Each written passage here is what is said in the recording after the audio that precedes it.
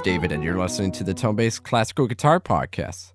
As promised, I'm really happy to announce some of our future guests in Season 2, which starts 2 weeks from today.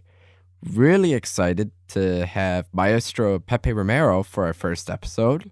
Following that, I've got a conversation with the flamenco guitarist Adam Del Monte on his newly composed opera, and then a conversation with Mark Teicholz, a GFA winner and professor at the San Francisco Conservatory. Then we've got Thomas Viltot, the French guitarist who's got many popular videos on tonebase. He's also a GFA winner, and he's a newly appointed faculty member at the Peabody Institute in Baltimore. We've got Nicholas Galusis following that. He founded the classical guitar program at the Eastman School in Rochester, which is where Tomas got his doctorate recently. And I've also got Mak Grgic, a young Slovenian guitarist, really killer player, very involved in new music, especially microtonal. Still working on logistics and the details for other artists, but I'll keep you posted as always. Today I've got Eliot Fisk on the show, a renowned musician, infamous for being the first guitarist to record and perform Paganini's 24 Caprices, originally for the violin. He's also put out many transcriptions, and he's worked closely with many great modern composers. So let's go ahead and jump right into things. This is the beloved 24th Caprice of Paganini.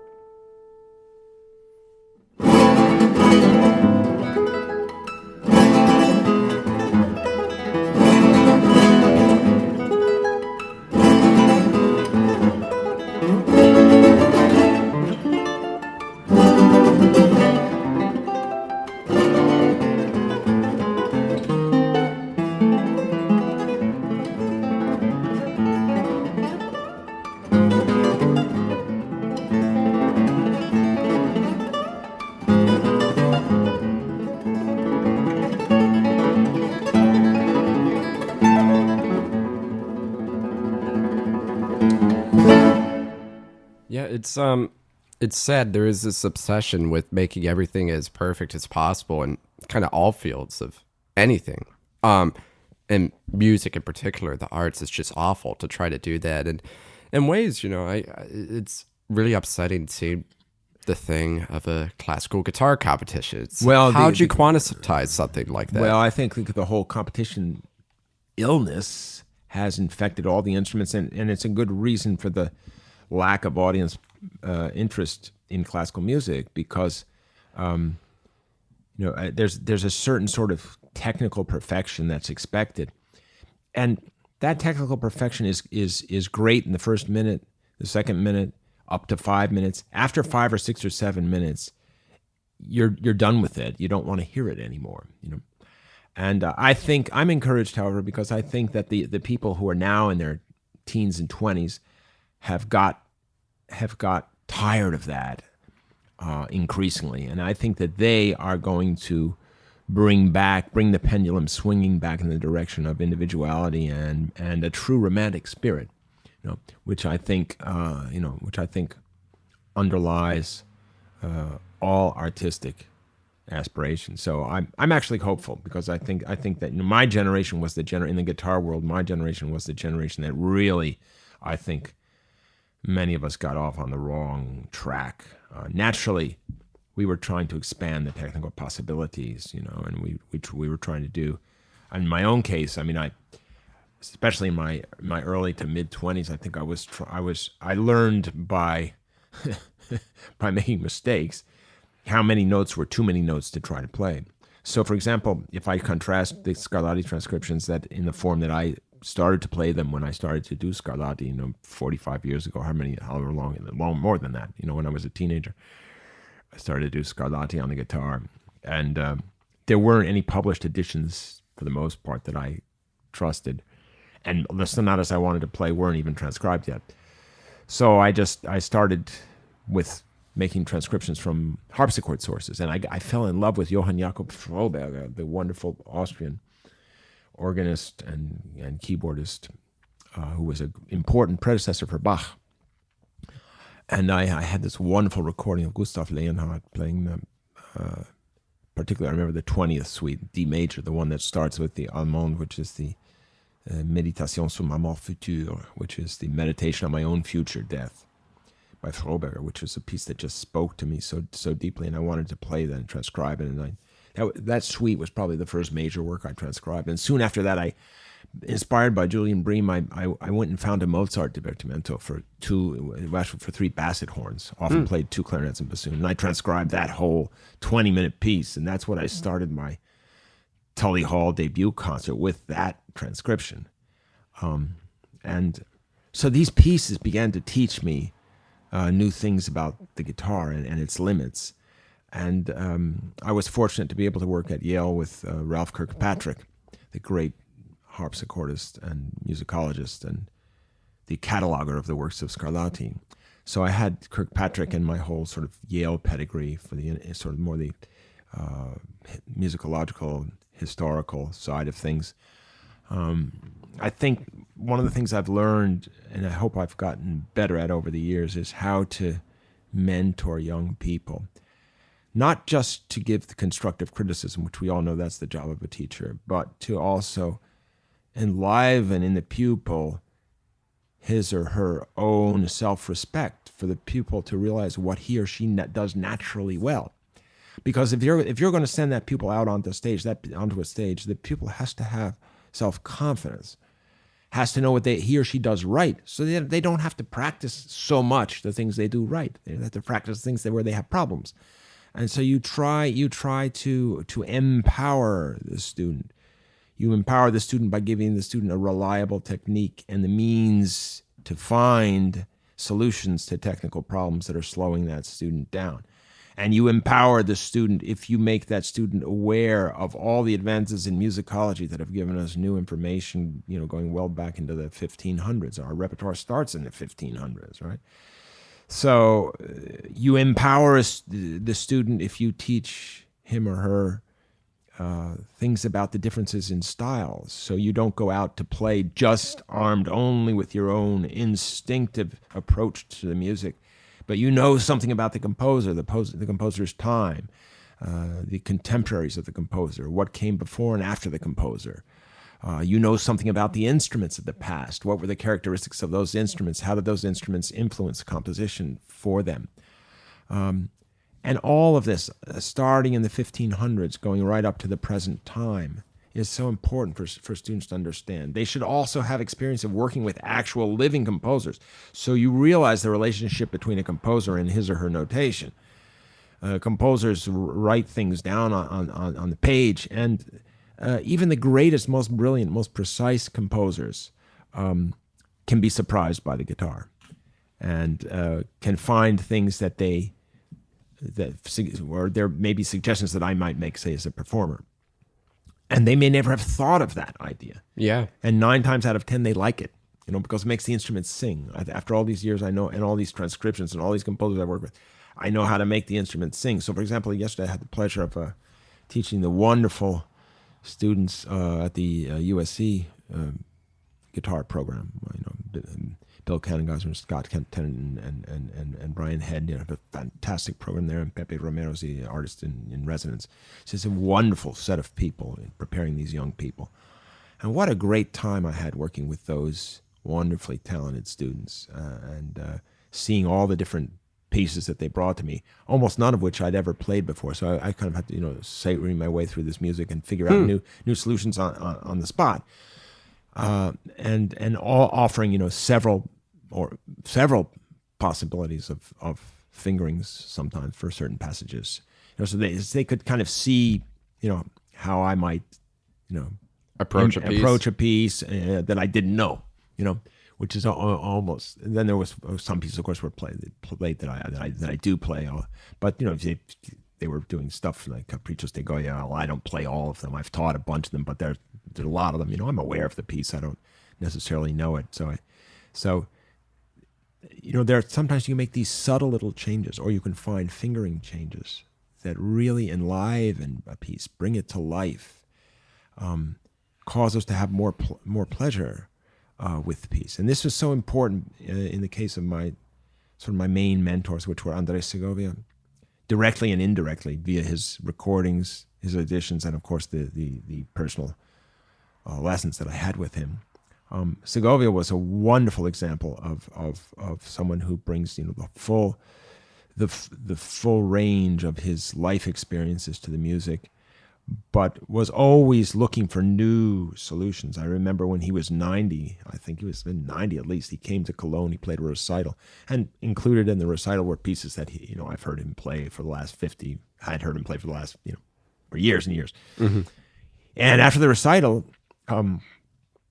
I had a very good friend who had a guitar store, and I said, let me have the score of the Sonatina. I'm going to write them by Marino Torroba. I'm going to write down the changes that he just, did in the concert.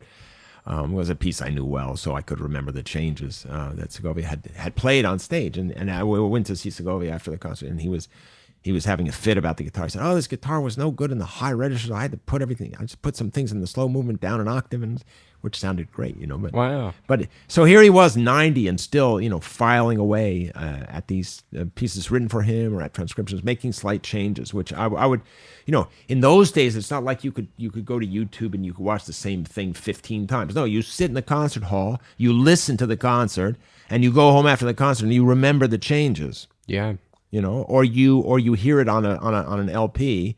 You don't have the benefit of a video. You hear the notes that have been changed, the changes in the harmonies, and you go home and write it down, or you write it down from the LP or whatever.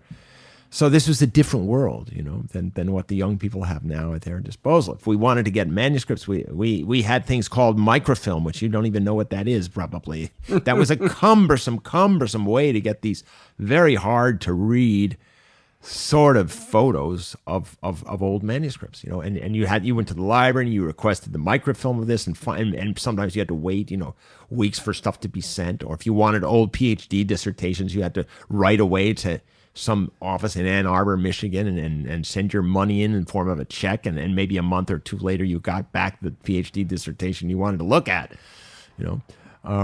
so it's really a changed world now, and to some extent for the better and to some extent for the worse. Whatever it is, we have to live with it and try to keep these poetic ideals alive. So I'm always thinking back to my mentors. The two most important for me were probably Segovia and Kirkpatrick, but I had wonderful support and encouragement from Oscar Gilia, who was wonderful to work with, and was a great mentor to many, to just generations of people. Very generous, fine, really great artist. And I didn't have that much personal contact, but I was very inspired by Alirio Diaz also, personally. Yeah. Of course, I learned a lot from many other colleagues before and since. But when I was a boy, these were the ones I was most listening to, as well as obviously Bream and Williams. But Bream and Williams were much more distant. They were not open to young people. They did not particularly help anybody. They kind of did their thing, and they did their thing, and they were famous for not wanting to talk to guitarists afterwards and not wanting to teach and all of that. And they were lucky enough to be born right at the point where the guitar boom happened, and so they could pretty much call their own tune.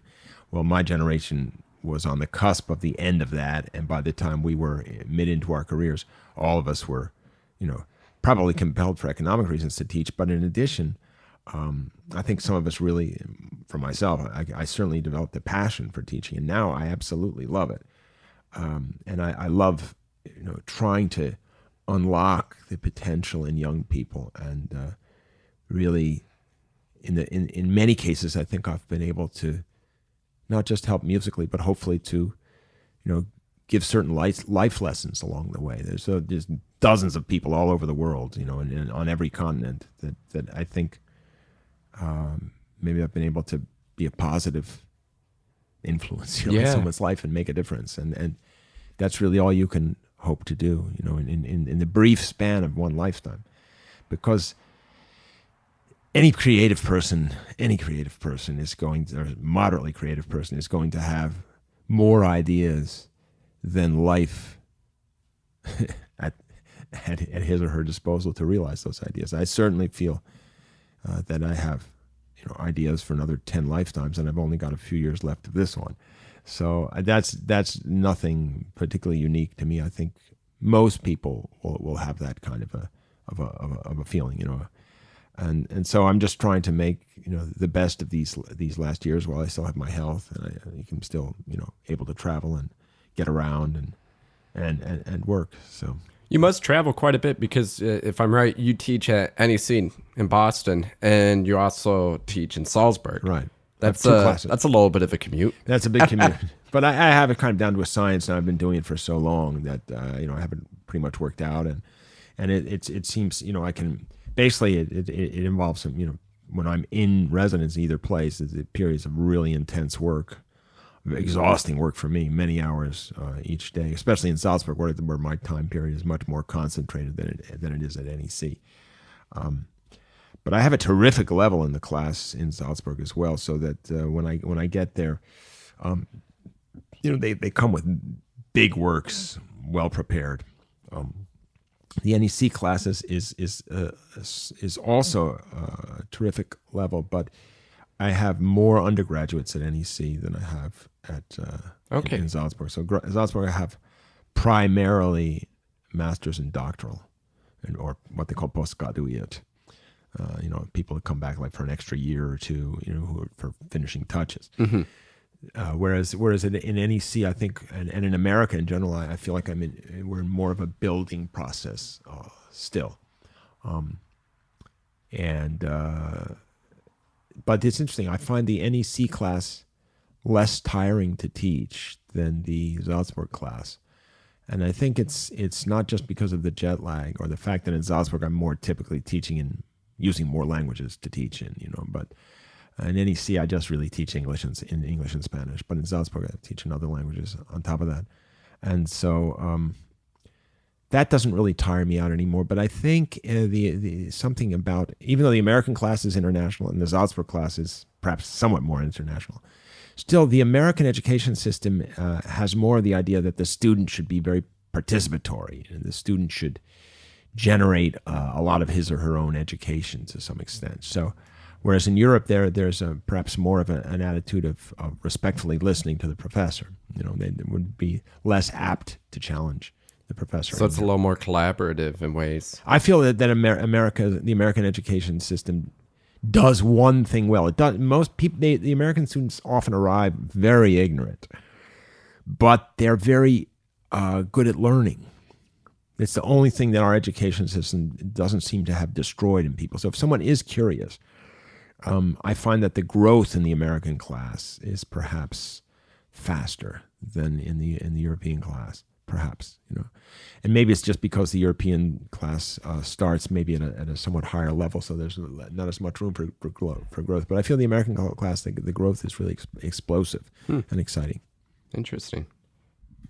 So back to working with composers, what was it like commissioning the Sequenza by the great Berio? Well, I didn't really commission it. It happened because I had won this one competition at Oscar Ghirlia's festival in Gargnano in Italy on the Lago di Garda. And I had won this contest. And as a result of this contest, I had won some concerts. And one of the concerts was in a little tiny town in Italy called Rovereto. Rovereto is basically sort of in the mountains, and it's basically where the Hemingway novel Farewell to Arms takes place. So it was basically the frontier between Austria and Italy at that time. And anyway, Rovereto is this little tiny town with a long artistic tradition, and Mozart is one of the places Mozart stopped when he was traveling through Italy with his father. And they have a wonderful Società Filarmonica, and a wonderful man who ran it at the time I was there named Arnaldo Volani, who was impressed with my playing and who had already cultivated an ongoing relationship with Berio. So I played there the first time, I guess, in 1981, and had a huge success. I played there a couple of other times, and I played there, I think, 85 or 86 or something, and again, I had this huge success. And Arnaldo Volani said, "Well, what would you think about our commissioning Berio to write a guitar sequence?" I said, "Well, that sounds pretty good to me." So in September of 1987, I went to Berio's house in called a little tiny town called Radicondoli, near to Siena, where Berio wrote a lot of his music. He has sort of a mountaintop retreat there. And so I met Berio, and the first piece I played for him was the Chacono from the D minor Bach violin partita. And that sealed our friendship. And from that point on, we were in steady contact. And I remember the premiere of the Sequenza was scheduled for April 20th, 1988. Which is, do the math on it, it's 30 years ago now, right? So I got the full score rather short time before the premiere. So I basically had to learn it in about 3 weeks, which was a lot. Wow. And at the beginning, it didn't have any dedication, but after the premiere, which was a huge success, Berio came up to me and he said, "È dedicato a te, it's dedicated to you." So from that point on, I was in very close contact with him, and we performed. He would do Berio concerts around Europe, and there would always be a group of us doing the sequenzas. And sometimes we would do all the sequenzas.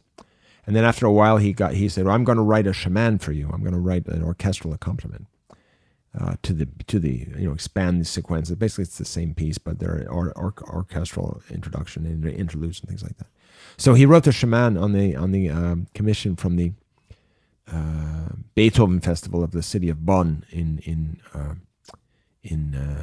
Bonn, Germany. It was commissioned by Dennis Russell Davies, that work.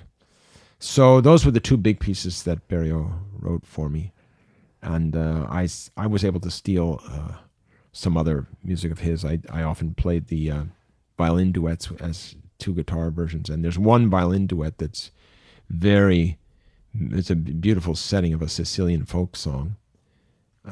It's called Aldo. Each of the violin duets have the first name of some friend of Berio's, and the one called Aldo is for Aldo Benici, who was a violist and was a great friend of Berio's. And I also published that actually with Universale in a version for solo guitar.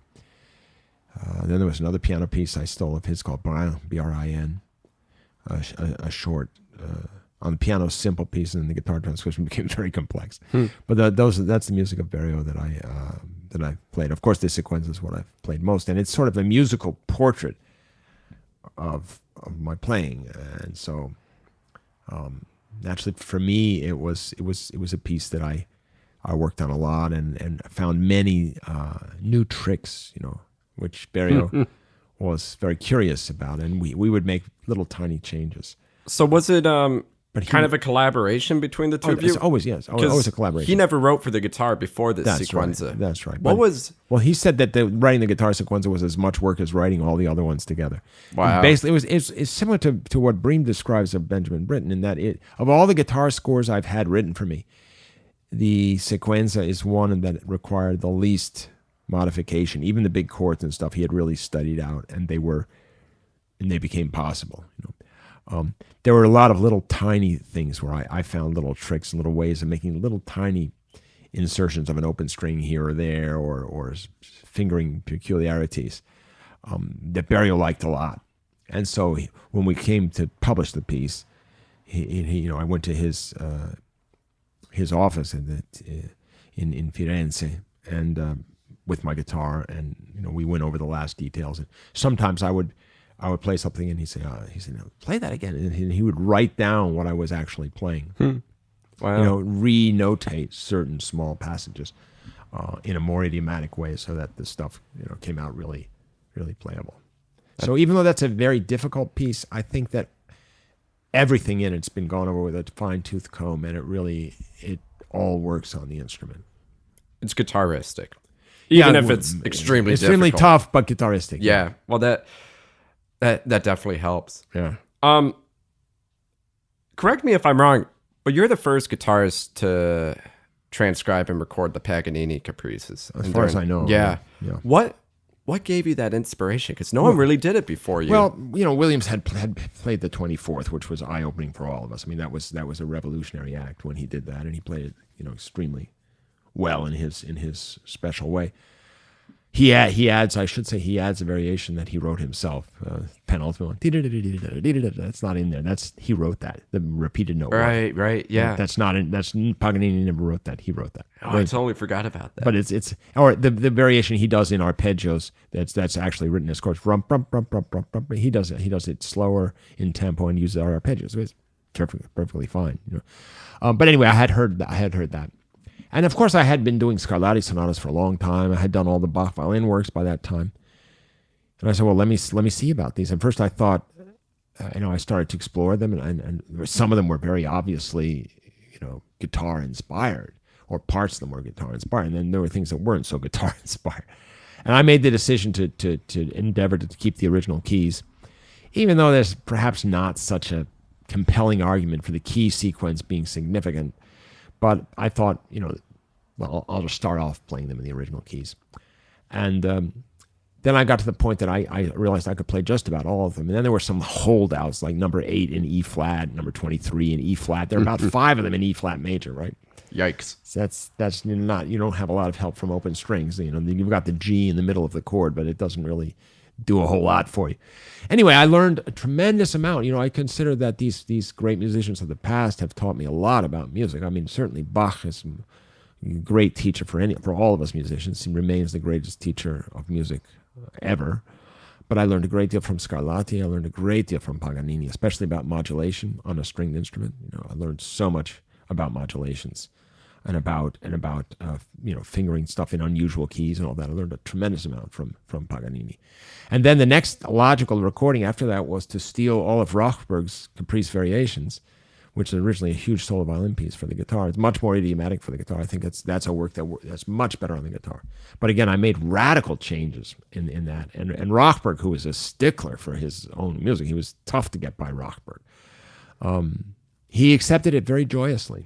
Really? Yeah. Oh, that's great. Yeah. So that was, I think, a great achievement. Those two recordings as bookends, in a certain period of my life in the early 90s. I think those were, important steps. And I've been fortunate to work with a lot of other great composers. I think, I have ended up inspiring a lot of monumental big pieces for guitar, not little miniatures so much, but really big pieces like the Nicholas Maw Music of Memory, or the Ballada Caprichos, 7 pieces for guitar and string quartet based on Lorca, or more recently the Robert Beaser's immense guitar concerto, or the Mountain Songs of Beaser, or the Kleines Requiem of Kurt Schwerzig.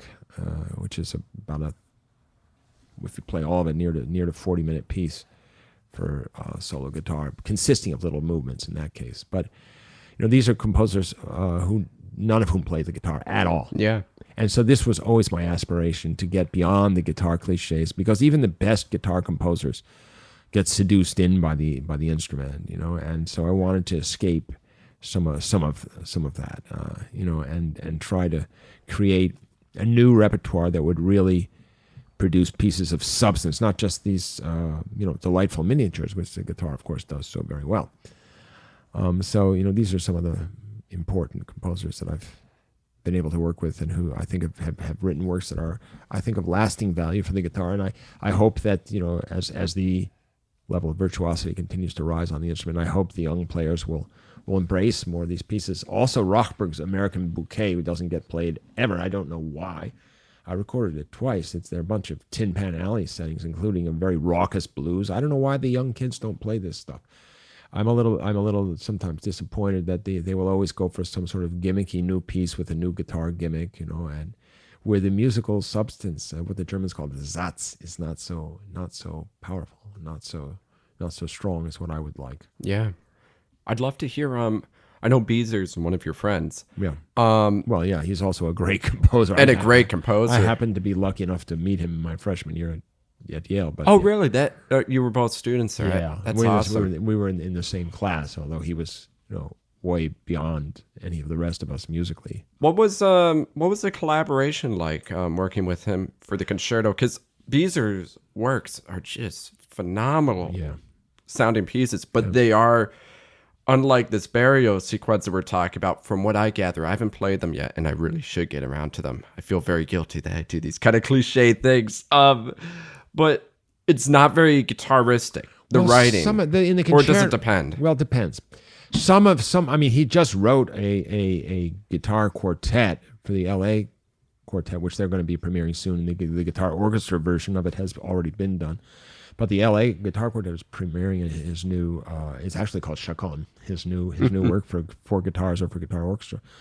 And that we made a tremendous effort to make it idiomatic. And there are other pieces that he's done. He just did 2 American songs for 2 guitars and string orchestra, where he set Shenandoah again.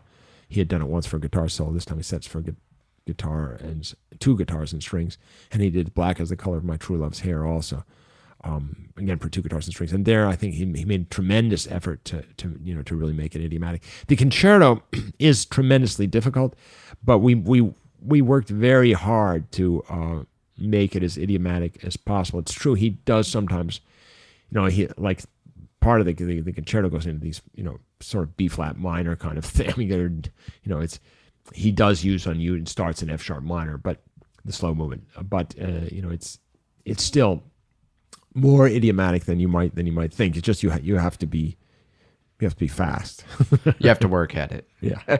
You also have to be fast. You have to have fast fingers for some of it, because it's written for really, especially the last movement, Phrygian pick, which we use just the 5th string in G and 6th string in E. So we had a lot of harmonics between these two, fascinating keys of sort of E major, G major. It's especially the cadenza makes use of that. Yeah. So, I think obviously some of his works, some of the mountain songs are very hard, but some of them are playable by normal people, and so I think his music actually is not as unidiomatic as it sounds. Sometimes he did write some. He tends to write really good counterpoint, and some of that predicates a big hand, so which I don't notice sometimes. Stuff written for me I don't notice because I have a big extension. So for me, I might not notice stretches that for other people would be difficult. But I think there's nothing in Beaser that's not manageable for the young virtuosos of today. They're just not approaching the music, which I think is kind of sad. Yeah. Thank you, Eliot, for being on the show. And thank you to all you listeners for the support and tuning in this season. It's really been a blast and an honor running this show, and I'm very excited for the future. Please join me in 2 weeks for the Season 2 premiere featuring Pepe Ribeiro. We'll leave things today with a bit of a longer selection than I usually do, but I thought being the end of the year, it was appropriate. This is a beautiful rendition and somewhat of a harmonization of the traditional folk song Shenandoah done by Robert Beaser.